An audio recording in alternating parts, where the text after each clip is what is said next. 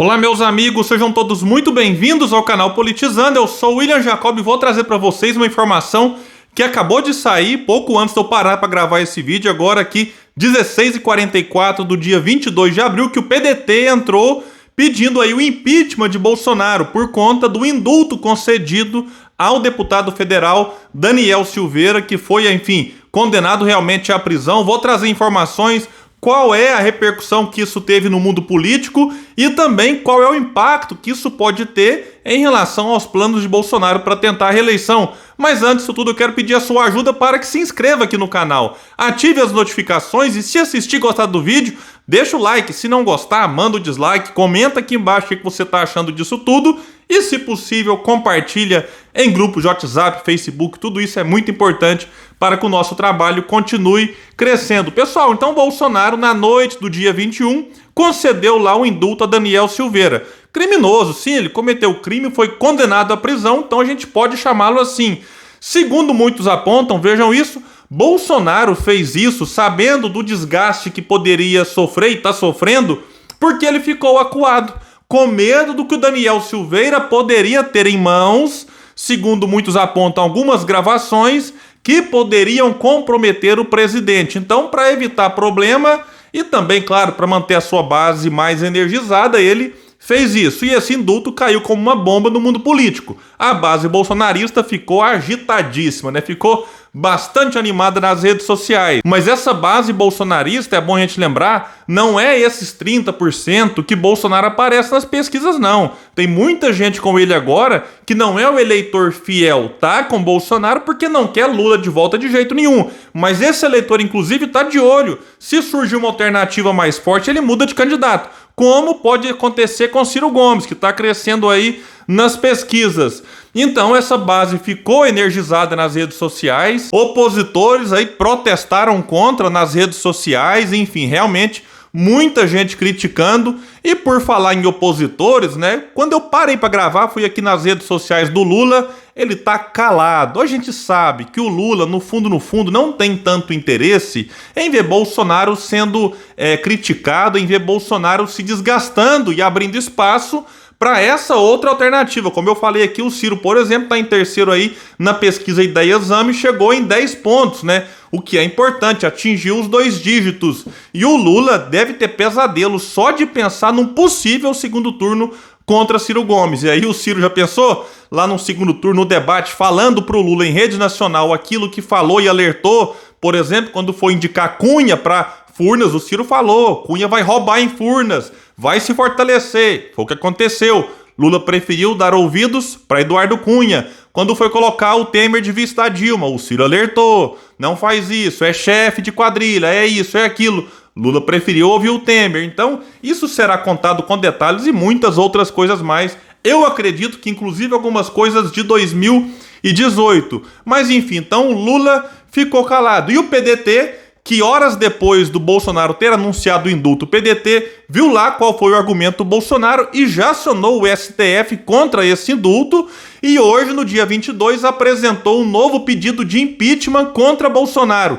Eu vou deixar um link aqui que vai dizer o seguinte: a Executiva Nacional do PDT apresentou há pouco um novo pedido de impeachment de Bolsonaro, após ele ter concedido o indulto ao deputado federal Daniel Silveira, que é do PTB do Rio de Janeiro, condenado pelo STF a 8 anos e 9 meses de prisão e a perda do mandato. O decreto de Bolsonaro afirma que a medida foi tomada considerando, entre outros pontos, que a sociedade encontra-se em legítima comoção em vista da condenação de parlamentar resguardado pela inviolabilidade de opinião deferida pela Constituição, que somente fez uso, vejam isso, de sua liberdade de expressão.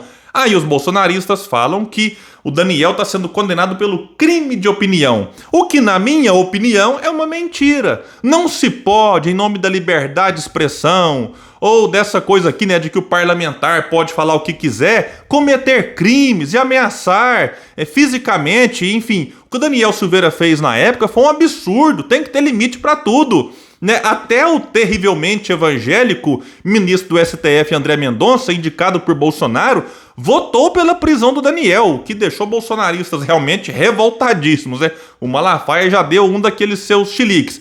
E eu queria fazer um exercício aqui com os bolsonaristas que vierem até aqui.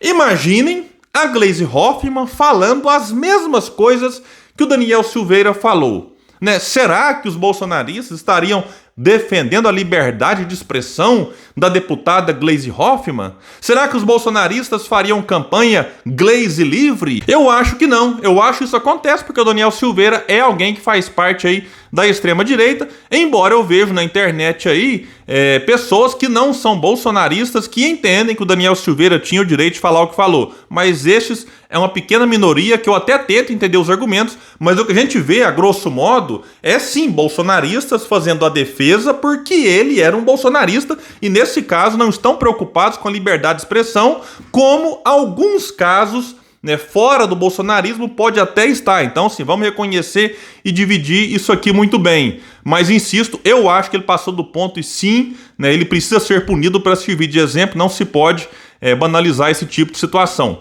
Voltando ao pedido do PDT, na peça, o presidente do partido, Carlos Lupe, afirma que o presidente da República cometeu o crime de responsabilidade ao favorecer um aliado e ao ignorar uma decisão da Suprema Corte Brasileira.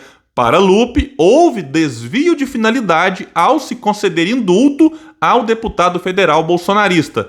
Abre aspas, então, aqui para o que disse o PDT. Já não é nenhuma novidade que o presidente da República manifesta profundo desprestígio ao Poder Judiciário.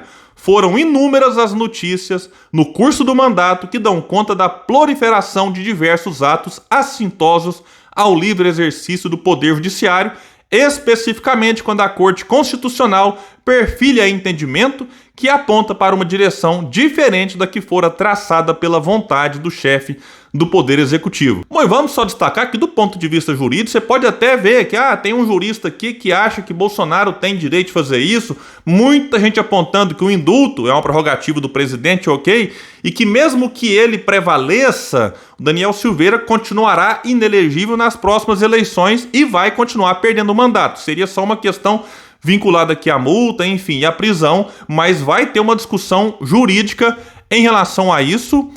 Vale lembrar também que a votação no STF não foi uma votação apertada 6-5 e você teve ali muitas discordâncias, não. Ficou 10-1. Só o Cássio Nunes, o outro ministro indicado por Bolsonaro, votou aí a favor de Daniel Silveira. Quanto ao pedido de impeachment, sinceramente não acho que isso vá dar em alguma coisa. Estamos em abril, não vejo muito tempo hábil para o processo ocorrer até as eleições. E ele é apenas mais um que se junta aos mais de 150 pedidos que o Lira está sentado em cima. E o Bolsonaro, inclusive, com medo, né, do impeachment lá atrás, porque crimes para isso não faltam, se rendeu ao Centrão. Hoje o Lira, de certa forma, é quem manda e desmanda.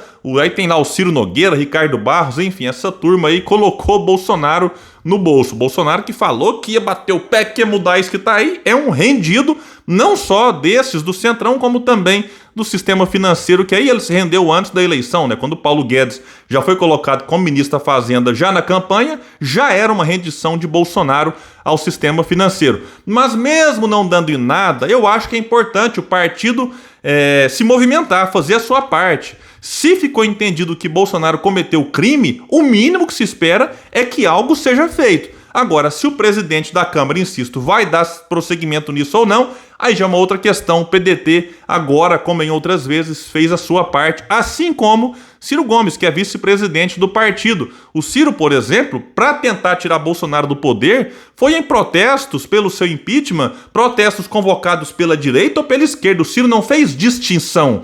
E peraí, quem que vai estar no palanque? Não, o Ciro simplesmente disse, opa, é pelo fora Bolsonaro, eu vou. E foi, inclusive nos protestos organizados pela esquerda. Vamos lembrar que o Ciro foi vaiado por petistas, depois montaram uma emboscada ali que por pouco não termina em tragédia contra o Ciro e também a sua esposa Gisele. O PDT acionou justiça, não sei se vocês se lembram, da nomeação do Ramagem, aquele amigo e parceiro dos filhos de Bolsonaro, que ele então queria indicar para a direção da Polícia Federal, tudo para proteger os próprios filhos e várias outras medidas, né, do PDT e de Ciro Gomes que pelo menos tentaram assim conter danos, né, em relação às intenções de Bolsonaro.